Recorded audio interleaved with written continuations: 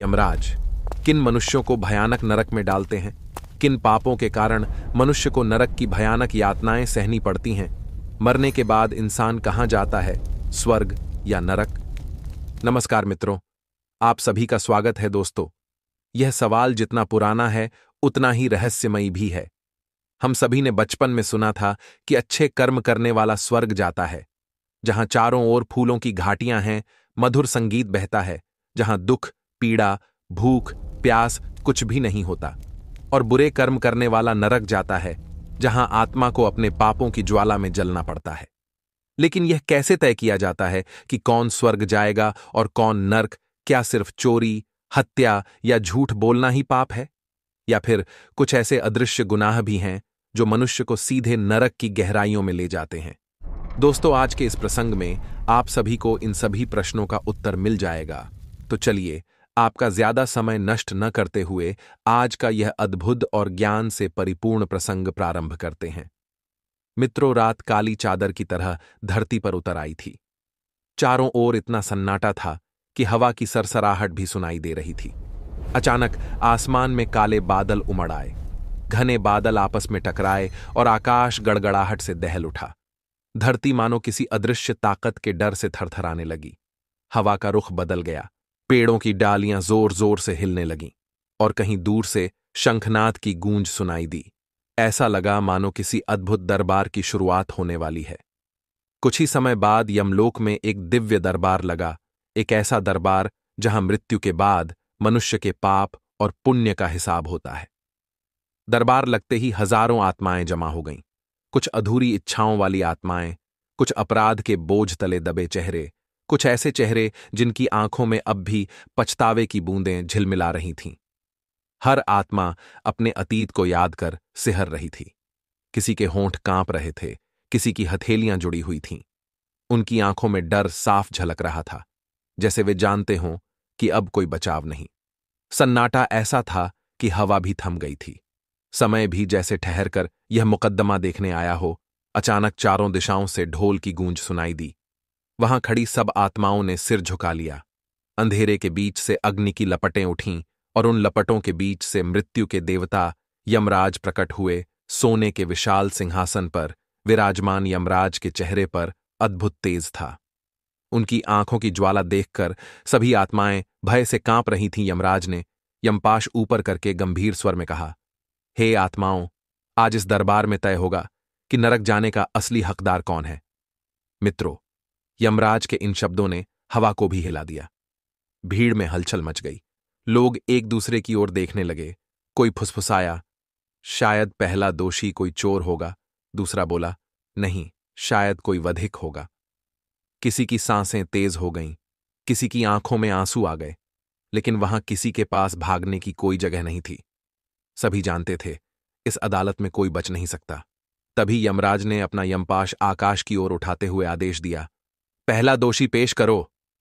उनके शब्दों की गूंज इतनी गहरी थी कि यमलोक कांप उठा। सन्नाटा और भी गहरा हो गया। भीड़ में हलचल मच गई। हर कोई जानना चाहता था, कौन होगा पहला पापी?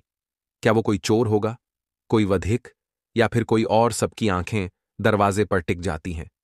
थोड़ी देर बाद जब दरवाजा खुला तो दो यमदूत एक आदमी को जंजीरों से बांधकर दरबार में लेकर आए। उसे देखने से ऐसा प्रतीत हो रहा था मानो वह चोर मनुष्य की आत्मा है। उसका चेहरा थका हुआ और झुर्रियों से भरा था, जैसे जीवन ने उसकी सारी ताकत निचोड़ ली हो। आंखों में डर और पश्चाताप साफ झलक रहा था। उसके पैरों में भारी बेड़ियां थीं, जिनसे हर कदम पर दर्द की आवाज निकल रही थी। सिर झुका हुआ, कंधे ढले हुए, जैसे पाप का बोझ उसके शरीर को झुका रहा हो। उसे देखकर सभा में हल्की सी फुसफुसाहट होने लगी। कुछ आत्माएं आपस में बात करती हैं। कोई कहता है, ये तो चोर है, देखो इसका चेहरा कैसा है। शायद यह अपनी जान बचाने की भीख मांगने आया है। लेकिन चोर जब सभा के समक्ष आया तो चुपचाप सिर झुकाकर खड़ा हो गया। तभी यमराज ने भारी स्वर में उस आत्मा से पूछा, बता, तेरे पाप क्या हैं? यमराज की आवाज सुनकर चोर कांपती आवाज में बोलना शुरू करता है, हे महाराज, मैंने चोरी की, लेकिन मैं जन्म से चोर नहीं था। मैंने खेतों में पसीना बहाया, मजदूरी की, दिन रात मेहनत की, फिर भी मैं अपने बच्चों का पेट नहीं भर पाता था। मेरे छोटे छोटे बच्चे रात को रोते थे। मेरी बीमार पत्नी दवा के बिना तड़पती थी। मुझसे उनका यह दुख देखा नहीं गया। मैंने मजबूरी में रोटियां चुराई, अनाज चुराया। जब अमीरों के घरों में सोना चमक रहा था, तब मेरे घर में अंधेरा था।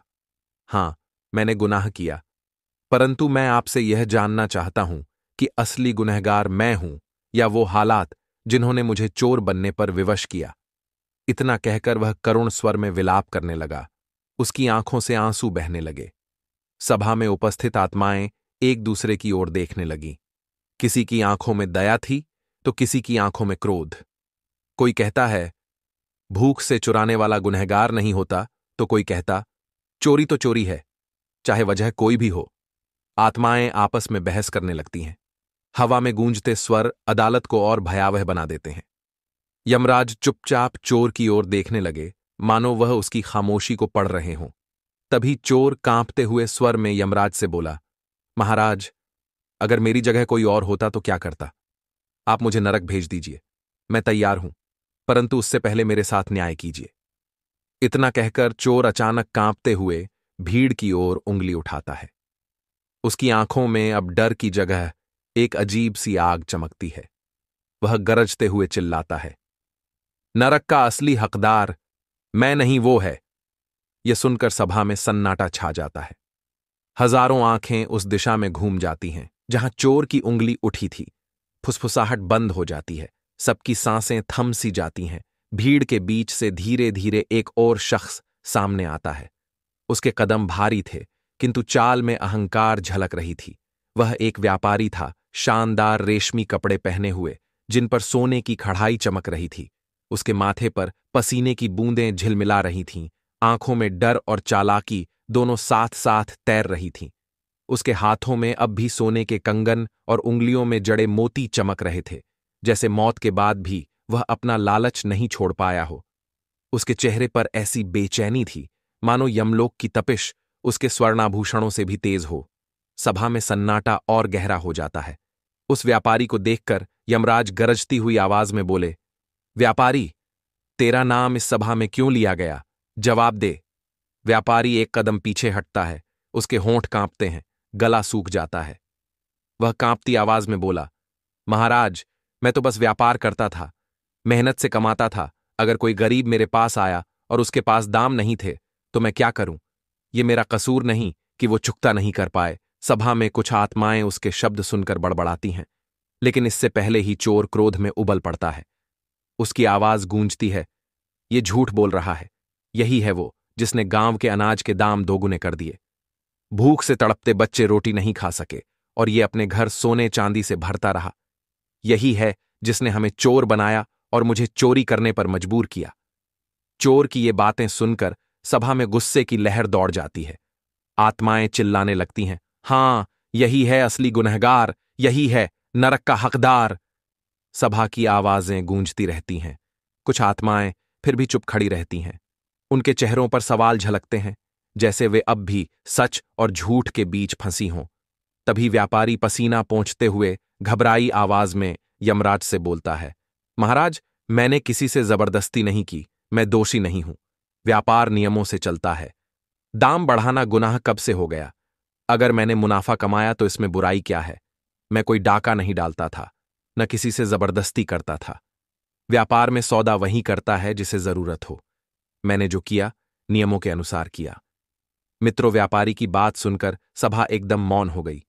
आवाजों का शोर धीरे धीरे थम जाता है। हवा जैसे ठहर सी जाती है। हर आत्मा की नजर यमराज पर टिक जाती है। यमराज सिंहासन पर गंभीर भाव से बैठे थे। ऐसा लग रहा था मानो वे व्यापारी को पूरा अवसर देना चाहते हों कि वह अपने बचाव में जितना कहना चाहता है कह ले।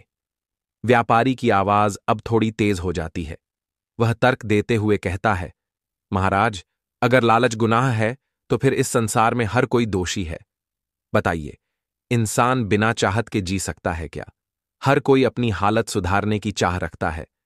फिर सिर्फ मुझे ही नरक का हकदार क्यों ठहराया जाए? मुझे मुनाफा कमाने का हक नहीं था क्या? उसकी आवाज में डर भी था और गुस्सा भी। सभा में बैठी आत्माओं के भाव बदलने लगे। कोई व्यापारी के शब्दों पर सहमति में सिर हिलाता है तो कोई उसे क्रोध से देखता है। सभा का माहौल गर्म होने लगता है। आत्माओं के बीच हल्की बहस छिड़ जाती है। कोई कहता है, इसकी बात सही है, लालच हर किसी में होता है। तो कोई कहता, इसने भूखों से रोटियां छीन लीं, इसने उस व्यक्ति को चोरी करने पर मजबूर किया है। वातावरण तनाव से भर उठता है। अचानक उस तनाव को तोड़ती हुई यमराज की भारी आवाज गूंजती है, शांत हो जाओ। फिर यमराज व्यापारी की ओर देखकर बोले, व्यापारी, तेरे सवाल का जवाब तुझे मिलेगा, लेकिन उससे पहले अगला दोषी पेश किया जाए। यमराज के मुख से यह शब्द सुनकर सभा पर फिर से सन्नाटा छा जाता है। नजरें दरवाजे की ओर टिक जाती है। एक बार फिर से दरवाजा खुलता है। दरवाजे के पीछे से एक वधिक धीरे धीरे बाहर आता है। उसकी चाल भारी थी, आंखें अग्नि के समान चमक रही थीं, जैसे उनमें अब भी खून की परछाई बसी हो। उसके चेहरे पर कठोरता झलक रही थी, मानो जीवन भर के गुनाह उसके चेहरे की लकीरों में दर्ज हों। उसके कपड़ों पर अब भी खून के धब्बों के निशान थे। उसे देखकर सभा में हलचल मच जाती है। कुछ आत्माएं डर के मारे पीछे हट जाती हैं। कुछ के चेहरों पर उसे देखकर नफरत की लकीरें गहरी हो जाती हैं। सभा में सनसनी दौड़ जाती है। तभी अचानक सभा से एक आवाज आती है, यही है नरक जाने का हकदार, जिसने दर्जनों निर्दोषों को मौत के घाट उतारा था। इसकी बेरहमी से पूरा गांव कांपता था। रात को कोई भी घर से बाहर निकलने की हिम्मत नहीं करता था। बच्चों की चीखें, बूढ़ों की गुहारें, सब कुछ इसके हाथों ताश के पत्तों की तरह बिखर गया। मित्रों, सभा के मध्य से यह आवाज सुनकर यमराज उस वधिक की ओर देखते हुए क्रोधित स्वर में बोले, दुष्ट वधिक, तेरे पापों का हिसाब होगा। बता, क्यों किया तूने इतना खून? तूने कितने निर्दोषों की जान ली? यमराज को क्रोधित देख वधिक डर गया। उसकी आंखें नीचे की ओर झुक जाती हैं। उसके चेहरे पर गहरी कठोरता और दर्द दोनों झलक रहे थे। फिर अचानक उसकी ठंडी डरावनी हंसी सभा में गूंज उठती है। उसकी हंसी में घृणा, नफरत और बेबाकी एक साथ महसूस हो रही थी। वह भारी डरावनी आवाज में बोला, महाराज, हां, मैंने खून किया है। मैंने तलवार से कई निर्दोषों को काट डाला। उनके चीखते हुए स्वर अब भी मेरे कानों में गूंजते हैं। पर मैं जन्म से कातिल नहीं था। मुझे ऐसा करने के लिए विवश किया गया, मुझे धोखा दिया गया। उस दिन जब मेरा परिवार मेरी आंखों के सामने मारा गया, मेरी दुनिया ही खत्म हो गई। मैंने अपनी मां को तड़पते हुए अपनी आंखों के सामने मरते देखा, अपने छोटे भाई बहनों की चीखें सुनी और पिता की लाश के पास विवश होकर खड़ा रहा। उस दिन मेरे अंदर सिर्फ नफरत बची थी। उसी दिन मैंने कसम खाई थी कि जो भी मुझे धोखा देगा, उसकी सांसें मैं खुद छीनूंगा। मुझे लोग कातिल कहते हैं। हां, मैं कातिल हूं। हां, मैं एक वधिक हूं। पर क्या इंसान को इस हद तक पहुंचाने वाले सच में निर्दोष है? जिसने मेरा परिवार बर्बाद किया, मुझे धोखा दिया, क्या वह असली गुनहगार नहीं है? वधिक के शब्दों को सुनकर सभा खामोश हो जाती है। चोर और व्यापारी दोनों उसकी ओर घूर रहे थे। चोर की आंखों में घृणा और खेद का मिश्रण था, और व्यापारी की आंखों में डर और बेचैनी झलक रही थी। लेकिन तभी सभा में उपस्थित कुछ आत्माएं बोलीं, खून तो खून है, वजह चाहे जो भी हो, ये नरक जाएगा।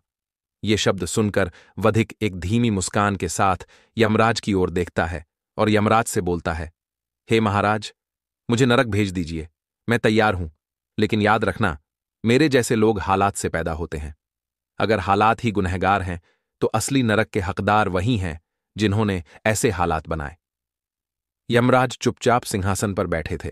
उनकी आंखें बंद थीं, मानो वह सभा में मौजूद हर आत्मा की आवाज अपने भीतर सुन रहे हों। सभा का माहौल और भी भारी हो जाता है।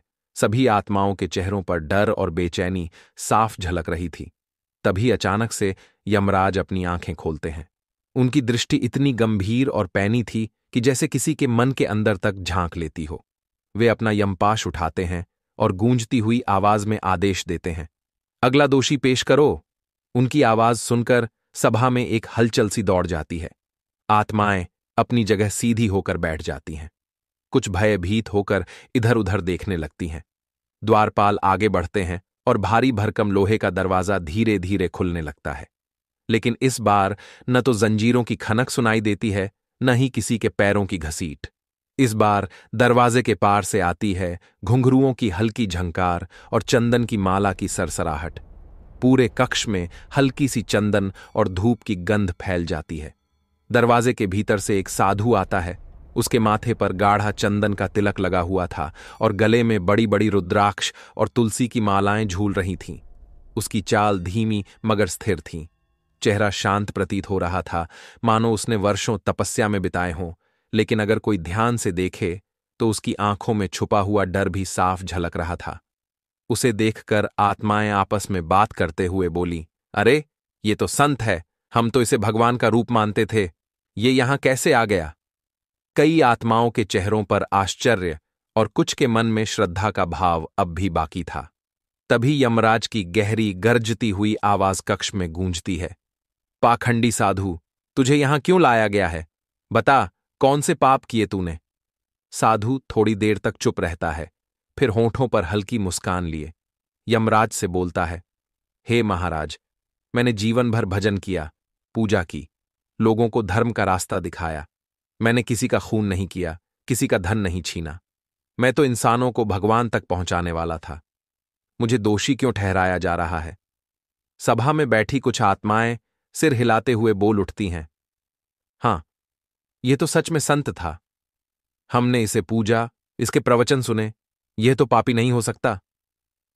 तभी भीड़ के पीछे से एक आवाज गूंजती है, ये झूठ बोल रहा है, ये पाखंडी है। इसने भूखों को रोटी नहीं दी, बस मंत्र दिए। हमारे दुख दर्द का मजाक उड़ाता रहा, हमारी मजबूरी का फायदा उठाकर मंदिर के नाम पर धन बटोरा, गरीबों से चढ़ावा लिया और खुद राजसी ठाठ में जीता रहा। भगवान का नाम बेचकर इसने दौलत बनाई। इतना सुनकर व्यापारी भी बोल पड़ा, महाराज, जब हम दाम बढ़ाते थे तो यही धर्म का नाम लेकर हमारी लूट को सही ठहराता था। असली धंधेबाज यही है। सभा में आक्रोश फैल जाता है, साधु का चेहरा पीला पड़ जाता है, लेकिन वो फिर भी हिम्मत करके बोलता है, महाराज, अगर मैंने दान लिया तो उसमें बुराई क्या है? लोग खुद मेरे चरणों में सोना चांदी लुटाते थे। अगर मैंने धर्म के नाम पर माला बेची, पूजा कराई, तो उसमें मेरा कसूर कहां है? मैंने सिर्फ वही किया जो लोग चाहते थे। ये सुनकर भीड़ में सन्नाटा छा जाता है। अब सबकी निगाहें यमराज पर थीं, लेकिन साधु अचानक गरजता है, अगर मुझे नरक में फेंका जाएगा तो यहां खड़ी आधी आत्माएं भी नरक में जाएंगी, क्योंकि पाखंड मैंने नहीं, हम सब ने मिलकर रचा है। ये सुनते ही सभा मौन हो जाती है। आत्माएं आपस में एक दूसरे की ओर देखने लगती हैं। यमराज की आंखें और तेज चमकने लगती हैं, लेकिन वे कुछ नहीं कहते, बस धीरे से यमपाश उठाते हैं और आदेश देते हैं, अगला दोषी पेश करो। दरवाजा धीरे धीरे खुलता है और इस बार कदमों की आवाज सुनते ही सबकी रूह कांप उठती है। ऐसा लग रहा है जैसे अब सामने आने वाला चेहरा सबको अंदर तक हिला देगा। सामने आता है एक राजनेता, चेहरे पर वही नकली मुस्कान, हाथ जोड़ने की आदत अभी भी बनी हुई, लेकिन उसकी आंखों में घबराहट साफ है। भीड़ में हलचल मच जाती है। कोई कहता है, यही है जिसने वादे करके हमें धोखा दिया। कोई चिल्लाता है, हमने इसको नेता बनाया और इसने हमारे साथ छल किया। यमराज गरजते हैं, राजनेता, तेरे खिलाफ ये शोर क्यों है? क्या तूने पाप किया है? राजनेता हाथ जोड़कर बोलता है, महाराज, मैंने तो जनता की सेवा की। मैंने पुल बनवाए, सड़कें बनवाईं, लोगों को काम दिया। अगर किसी को तकलीफ हुई तो वह राजनीति का हिस्सा है। सत्ता बिना समझौते के मिलती ही नहीं। चोर तुरंत चिल्लाता है, झूठ बोल रहा है, यही है जिसने हमारी भूख को चुनाव का मुद्दा बनाया। पेट भरने का वादा किया, लेकिन 5 साल रोटी तक ना दी। व्यापारी भी गरजता है, यही तो था जिसने हमें सुरक्षा दी ताकि हम खुलकर लूट कर सकें। साधु भी बोलता है, तुम सही कहते हो, इसी ने धर्म के नाम पर जनता को भड़काया था। सभा में हंगामा मच जाता है। आत्माएं चिल्लाने लगती हैं, धोखेबाज है, ये झूठा है, इसे नरक भेजो। राजनेता पसीना पोंछते हुए कहता है, अगर मैं गुनहगार हूं तो पूरा समाज गुनहगार है। मैं वही करता था जो जनता चाहती थी। लालच सिर्फ मेरा नहीं था, सत्ता की भूख हर इंसान के अंदर है। मैं अकेला नरक का हकदार कैसे हुआ? राजनेता की बात सुनने के बाद यमराज का मुख अग्नि की ज्वाला के समान तेज हो उठा और वह गरजते हुए बोले, दुष्ट मानव, तेरे पाप छोटे नहीं हैं। तूने झूठे वादों से मानवता को बांटा है, तेरे कर्मों ने नफरत बोई है, पर तेरा फैसला अभी नहीं होगा। यह सुनकर राजनेता के चेहरे से मुस्कान गायब हो जाती है। उसकी आंखों में डर भर जाता है। यमराज अपना यमपाश उठाकर आदेश देते हैं, अगला दोषी पेश करो। दरवाजा फिर से खुलने लगता है। इस बार भीतर से ऐसी आहट आती है जैसे आने वाला इंसान कोई साधारण पापी नहीं, बल्कि इंसानियत के लिए सबसे बड़ा खतरा हो। इस बार जंजीरों में कोई शोर नहीं, बस धीमे धीमे कदमों की आहट। सामने आता है एक साधारण इंसान, न व्यापारी की तरह चमक दमक, न राजनेता की तरह मुस्कान, लेकिन चेहरा ऐसा जैसे मासूम हो। सभा में उपस्थित भीड़ उसे देखती है और आपस में बात करने लगती है, अरे ये तो हमारा ही दोस्त था, ये यहां कैसे? तभी यमराज की आवाज गूंजती है, बता तू कौन है और तुझे यहां क्यों खड़ा किया गया है? वो आदमी डरते हुए बोलता है, महाराज, मैं तो बस एक दोस्त था, मैंने कभी खून नहीं किया, न चोरी न छल। अचानक पीछे से वधिक गरजते हुए बोलता है, महाराज, यह झूठ बोल रहा है, सबसे बड़ा खून इसी ने किया है। इसने हमें धोखा दिया, मैंने इस पर भरोसा किया और इसने मेरी पीठ पर वार किया। तभी चोर भी बोल उठता है, हां महाराज, वधिक सच कह रहा है। मेरे सबसे कठिन समय में जब मैंने रोटी मांगी तो इसने मेरे लिए अपने घर का दरवाजा बंद कर दिया। व्यापारी भी उनकी हां में हां मिलाते हुए बोला, हां महाराज, जब मैंने इसे मदद मांगी तो इसने मेरी जानकारी दुश्मनों तक पहुंचाई। यह सुनकर सभा में गुस्से की लहर दौड़ जाती है। सब चिल्लाने लगते हैं, यह धोखेबाज है, यह दोस्त नहीं दुश्मन है। वो आदमी कांपते हुए स्वर में बोलता है, मैंने जो किया वो मेरी मजबूरी थी, मैंने किसी को धोखा नहीं दिया, मैंने खुद को बचाया। आप ही बताइए, अगर इंसान अपनी जान बचाने के लिए दोस्त का भरोसा तोड़ दे तो क्या वह नर्क का हकदार हो जाता है? सभा में सन्नाटा छा जाता है। आत्माएं गुस्से और हैरानी से उसे देख रही थीं। फिर वह आदमी अचानक चिल्लाता है, अगर मैं नरक का हकदार हूं तो इंसानियत का हर रिश्ता झूठा है, क्योंकि हर दोस्ती किसी ना किसी दिन टूटती है। मुझे मत देखो, खुद को देखो, हर कोई कहीं ना कहीं धोखेबाज है। यह सुनते ही सभा में हलचल मच जाती है। आत्माएं आपस में बहस करने लगती हैं, क्या सचमुच हर रिश्ता छल है? यमराज चुपचाप आंखें बंद कर लेते हैं, मानो पूरी सभा की आत्माओं का दर्द सुन रहे हों। फिर उनकी आवाज गूंजती है, अभी फैसला बाकी है, अगला दोषी पेश करो। दरवाजा फिर से खुलता है। इस बार भीतर से ऐसी चीख सुनाई देती है कि पूरी सभा की आत्मा कांप उठती है। दरवाजा धीरे धीरे खुलता है। इस बार भीतर से एक जवान लड़का बाहर आता है। उसकी आंखों में कोई पछतावा नहीं था, उसकी चाल में अकड़ थी, मानो मौत भी उसे झुका नहीं पाई। सभा हैरान रह जाती है और वहां उपस्थित आत्माएं आपस में बात करती हैं, अरे यह तो वही है जिसने अपने मां बाप को धोखा दिया था। यमराज की आवाज गूंजती है, बता तू कौन है और तेरे पाप क्या हैं? लड़का हंसते हुए कहता है, महाराज, मैंने बस वही किया जो मुझे सही लगा। मैंने मां बाप को छोड़ दिया क्योंकि वह मेरे सपनों के रास्ते में आगे आ रहे थे। उन्होंने मुझे पढ़ाया लिखाया, लेकिन मैं उनकी देखभाल करने के लिए पैदा नहीं हुआ था। मैं अपनी जिंदगी जीना चाहता था। अगर इसमें गुनाह है तो हां, मैंने गुनाह किया। सभा में खलबली मच जाती है। आत्माएं चिल्लाती हैं, कृतज्ञ अपने मां बाप का साथ छोड़ने वाला नरक से भी बड़ा पापी है। चोर गुस्से से बोलता है, भूख में भी मैंने अपने बच्चों का साथ नहीं छोड़ा। वधिक गरजता है, मैंने खून किया लेकिन अपनी मां के लिए रोया, लेकिन तूने तो अपने ही मां बाप को तड़पने के लिए छोड़ दिया। यह सुनकर लड़का गुस्से से जवाब देता है, सब लोग मुझे दोषी कह रहे हैं, लेकिन सच यह है कि हर कोई अपनी जिंदगी जीता है। मां बाप को भगवान मानना सिर्फ कहने की बात है। जब अपनी इच्छा हावी हो जाती है तो सब रिश्ते पीछे छूट जाते हैं। मैंने वही किया जो कई लोग करना चाहते हैं, लेकिन डर के कारण कर नहीं पाते। सभा में सन्नाटा छा जाता है। आत्माएं कांप जाती हैं। कई आत्माओं के चेहरे पर पछतावे की झलक दिखाई देने लगती है, जैसे उन्हें अपने ही जीवन की गलतियां याद आ गई हों। यमराज की आंखें आग की तरह चमकती हैं। वो गरजते हैं, मां बाप का अपमान करने वाला, उनका साथ छोड़ने वाला इंसानियत का सबसे बड़ा गुनहगार है, लेकिन तेरा फैसला अभी नहीं होगा। सभा थम जाती है। हर आत्मा का हृदय तेजी से धड़क रहा था। तभी दरवाजा जोर से खुलता है। भीतर से घसीटने की आवाज आती है।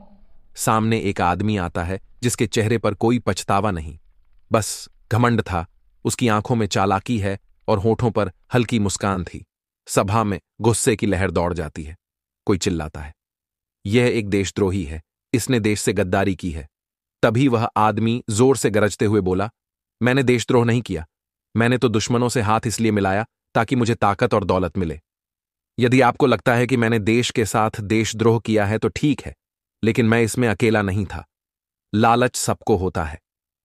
मैंने बस खुलकर किया। सभा गुस्से से दहक उठती है। चोर गरजता है, मैंने रोटी के लिए चोरी की, लेकिन कभी अपने देश को नहीं बेचा। व्यापारी चिल्लाता है, मैंने लूट की, लेकिन जब बात देश की आई तो मैंने अपनी जान दी। राजनेता गुस्से में कांपता है, मैंने जनता को धोखा दिया, लेकिन देश के साथ गद्दारी नहीं की। तभी भीड़ में से आत्माएं चिल्लाने लगती हैं, ये देशद्रोही है, इसे नरक की सबसे गहरी खाई में फेंको। तभी देशद्रोही आदमी मुस्कुराता है और जोर से कहता है, तुम सब मुझे दोष दे रहे हो, लेकिन सच ये है कि इंसान का असली चेहरा गद्दारी ही है। कोई रिश्ते से गद्दारी करता है तो कोई देश से। फर्क बस इतना है कि मैं पकड़ा गया और तुम अपनी गद्दारी को जायज ठहराते हो। सभा अचानक चुप हो जाती है। हर आत्मा के चेहरे पर सवाल उभर आते हैं, क्या सचमुच गद्दारी हर इंसान के खून में है? यमराज गुस्से से खड़े हो जाते हैं और गरजते हुए बोले, हे दुष्ट मनुष्य, देशद्रोह इंसानियत का सबसे बड़ा कलंक है। अपने देश से धोखा देने वाले को नरक की सबसे गहरी अंधेरी आग में जलना होगा, लेकिन तेरा फैसला अभी बाकी है। सभा थम जाती है। सबकी नजरें दरवाजे की तरफ फिर से जाती हैं। दरवाजा धीरे धीरे खुलता है, लेकिन इस बार अंदर से कोई कैदी नहीं निकलता। न जंजीरें बजती हैं, न कदमों की आहट आती है। सभा में हैरानी फैल जाती है। सब एक दूसरे को देखने लगते हैं। तभी यमराज की तेज आवाज गूंजती है, तुम सब सोच रहे हो कि अब अगला पापी सामने आएगा, लेकिन सच यह है कि आखिरी दोषी कोई और नहीं, तुम सब हो। यमराज के मुख से ऐसे शब्दों को सुनकर सभा एकदम से मौन हो जाती है। आत्माएं डर के मारे कांपने लगती हैं। फिर यमराज ने गहरी, गंभीर और गूंजती हुई वाणी में सभा की ओर दृष्टि डाली और कहा, आज इस सभा में पापों के अनेक रूप उपस्थित हैं। किसी ने चोरी की, किसी ने खून किया, व्यापारी ने लूट को जन्म दिया, साधु ने पाखंड का आवरण ओढ़ा, राजनेता ने झूठ बोया, दोस्त ने धोखा दिया, कोई बेटा अपने वृद्ध मां बाप को छोड़ चला गया और कोई देशद्रोही बन अपनी मातृभूमि के साथ गद्दारी कर बैठा। पर क्या ये सभी पाप केवल इन व्यक्तियों के कारण हुए? नहीं, ये पाप अकेले जन्म नहीं लेते। चोरी भूख की कोख से पैदा होती है, लूट लालच की आग से, पाखंड अंधभक्ति के अंधकार से, झूठ जनता की उम्मीदों की छाया से, और गद्दारी अक्सर भय और असुरक्षा से जन्म लेती है।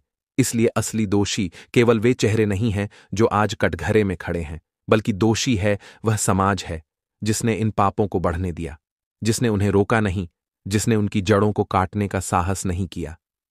यमराज के मुख से ये बातें सुनकर सभा में हलचल फैल गई। कुछ आत्माएं आर्तनाद करने लगीं, हम निर्दोष हैं, हमें मत दोष दो। उनकी आवाजों में घबराहट थी, पर यमराज की वाणी के सामने वह शोर भी छोटा पड़ गया। यमराज ने कठोर स्वर में कहा, यदि तुम सच में निर्दोष होते तो ये पाप जन्म ही न लेते।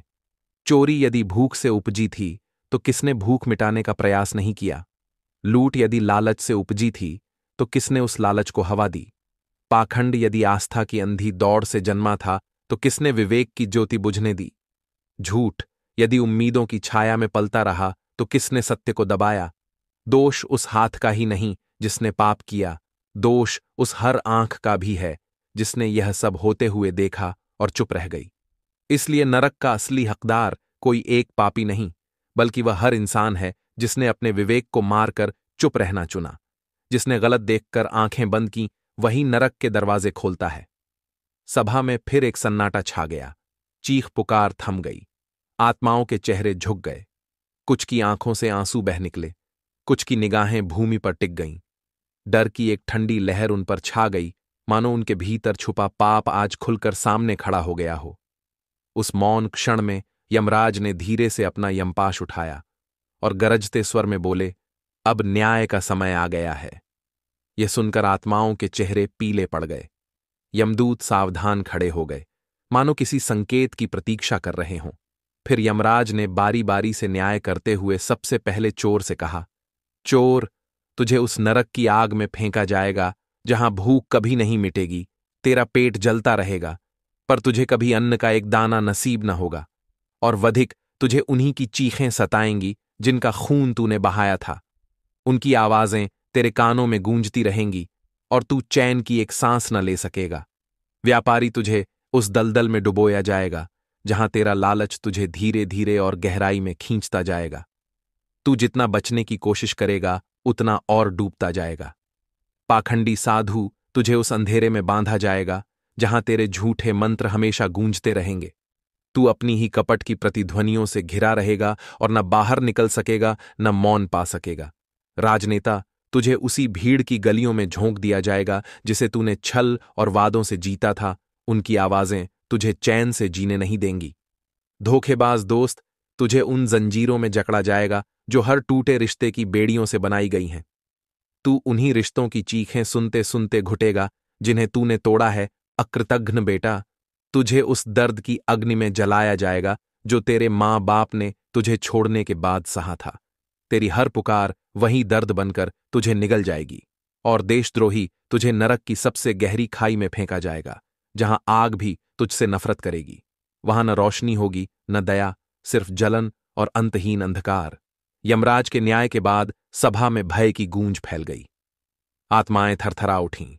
उनके चेहरे पर पछतावे की छाया गहरी हो गई। यमदूत आगे बढ़े और सभी दोषियों को घसीटकर नरक की गहराइयों की ओर ले गए। उनके चीत्कार उस अंधकार को भी कंपा देने वाले थे। चीखें, विलाप और घसीटने की आवाजें दूर तक सुनाई दीं, फिर धीरे धीरे अंधकार में डूबकर मौन हो गईं। उस भयावह मौन के बीच यमराज ने सभा की ओर देखा और गहरी आवाज में कहा, याद रखो, नरक केवल इन दोषियों का नहीं है। नरक उस हर इंसान का इंतजार करता है जो अपने भीतर के पापों को पालता है। चोरी, हत्या, लालच, पाखंड, धोखा, गद्दारी, ये सब नरक के दरवाजे खोलते हैं।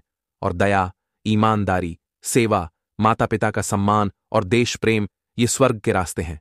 फैसला तुम्हारे हाथ में है कि तुम कौन सा रास्ता चुनोगे, यह तुम पर निर्भर करता है।